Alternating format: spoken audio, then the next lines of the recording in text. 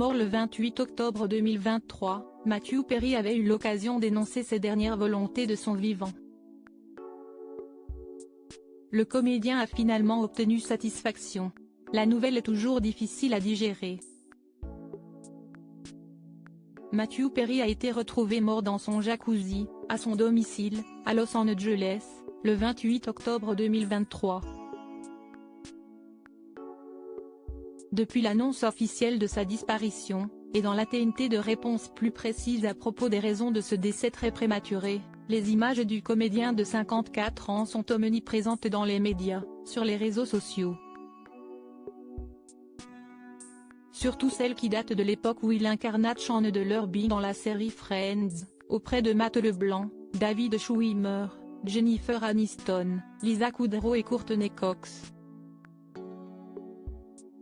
Matthew Perry, un homme bien au-delà de Friends, sa dernière volonté était pourtant tout autre. L'acteur craignait que le monde entier ne parle que de Friends le jour de sa mort alors qu'il a accompli bien d'autres choses.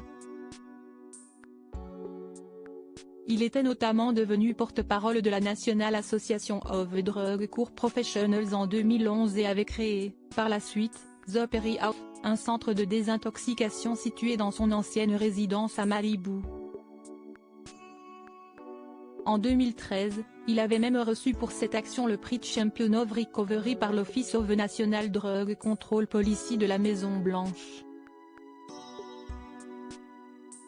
Et son travail ne s'arrête pas là.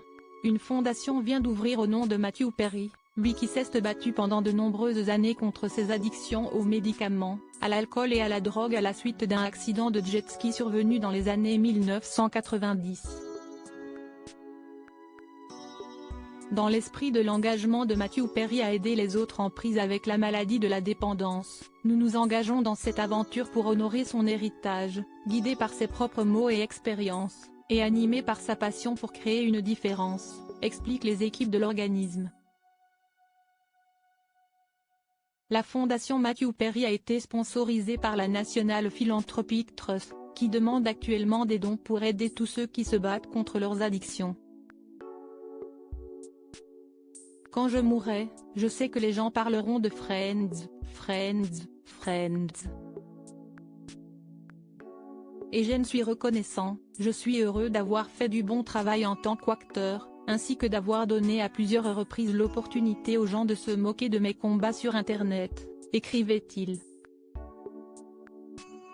Mais quand je mourrai, en ce qui concerne mes accomplissements, cela serait bien si Friends était cité bien après ce que j'ai fait pour essayer d'aider les autres.